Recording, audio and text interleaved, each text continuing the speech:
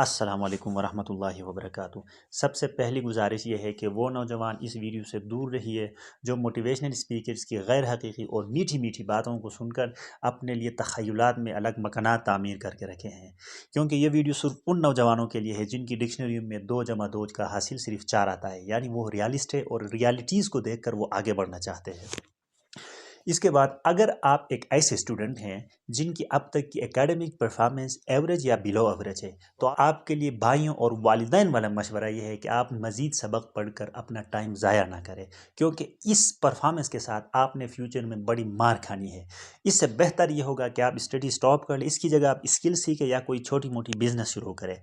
ठीक है, और स्किल भी इतनी पेचीदा स्किल सीखने की ज़रूरत नहीं है जिस तरह लोग स्किल्स को डिस्क्राइब करते हैं।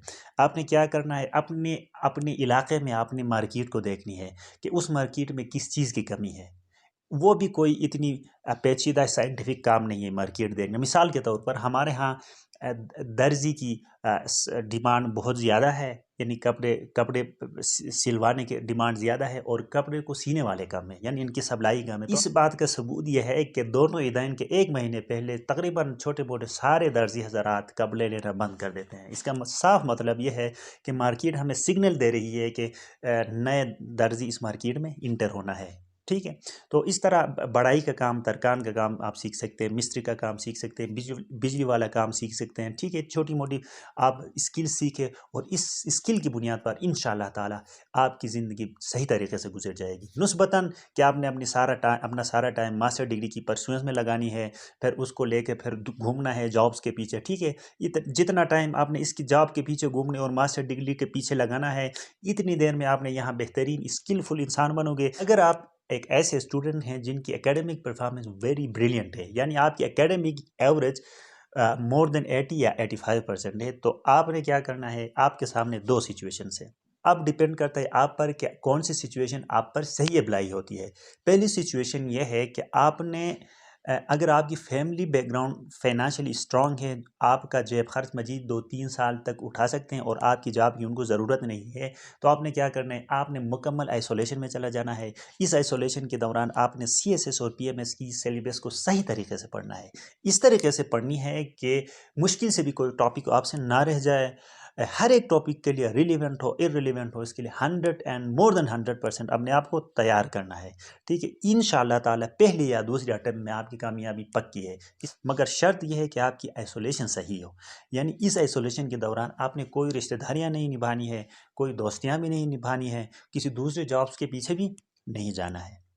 अच्छा, दूसरी सिचुएशन ये है कि अगर आपकी फैमिली बैकग्राउंड इतनी साउंड नहीं है फाइनेंशियली, वो आप मास्टर डिग्री की कंपटीशन के बाद आपकी रोजी रोटी बंद करने वाले हैं और उल्टा आपसे क्या करना है, आपने उनकी इनकम के साथ कंट्रीब्यूशन करनी है। तो इस सिचुएशन में आप क्या कर सकते हैं, आप फिर पीएमएस और सीएसएस के लंजन में हरगिज़ नहीं पड़ना। यूँ समझ ले कि सीएसएस और पीएमएस का लफ्ज़ भी आप पर हराम है।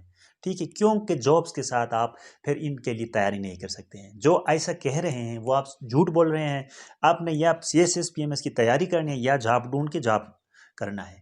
ठीक है, तो इस सूरत में आपने प्राइवेट जॉब, जाहिर बात है प्राइवेट जॉब तलाश करेंगे और ये प्राइवेट जॉब आपके प्रोविजनल कैपिटल की जो शहर है, जिस तरह केपीके की केस में पिशावर है और पंजाब की केस में लाहौर है, फिर कोयटा है, इस तरह कराची है।